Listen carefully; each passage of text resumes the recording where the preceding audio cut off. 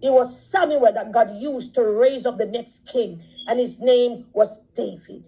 I come to tell you that you are about to be discovered where you've been overlooked. You're about to be approved where you have been denied. You're about to be appointed where you have been disappointed. You will not experience this grace. And whatever was brought to you as public humiliation, God will use it to publicly bring you promotion in the presence of your enemies. And so I can safely pray for you today, according to Psalm 23, that the Lord is your shepherd, and you shall have no lack.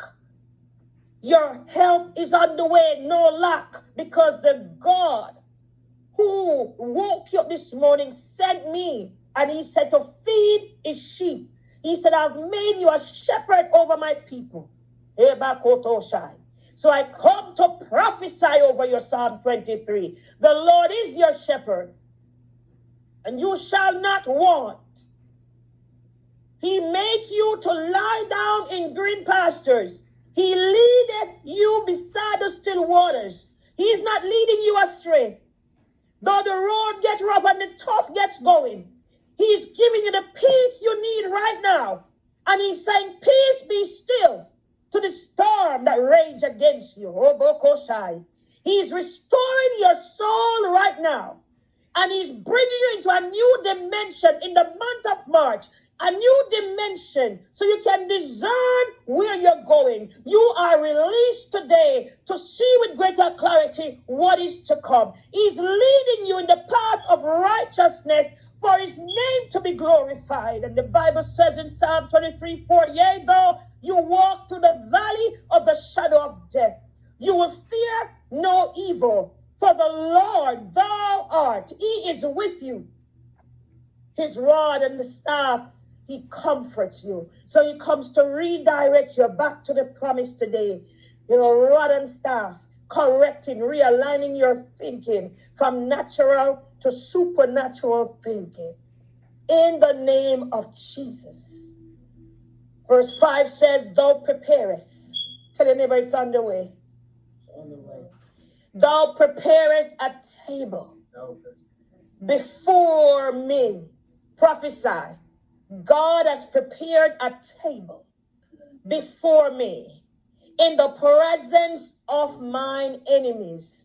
Right there in Shiloh is where God anointed Hannah. Is where God made her womb fertile. And the next time her husband laid with her, she conceived. It was God's timing. So sometimes you're going through painful circumstances, and it seems like the enemy wants to show up his ugly head, make your trials even look more harder. But it's right there in verse 7 of 1 Samuel chapter 1. It says, it happened year after year. Whenever Hannah went up to the house of the Lord, Peninnah provoked her. Me come to talk to the people in the church that there are some Jezebels in the church. I don't know where you live, if it's UK, America, Jamaica. Some people are dressed up in white, but they are whitewashed sepulchres. They dress up with them nice hairstyle and them sing right, them pray right, them talk right.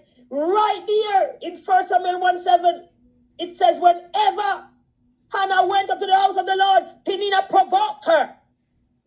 Some people now have you know what God said to me Friday night and this morning? I said, God, and yesterday, some people don't have a vision for their life.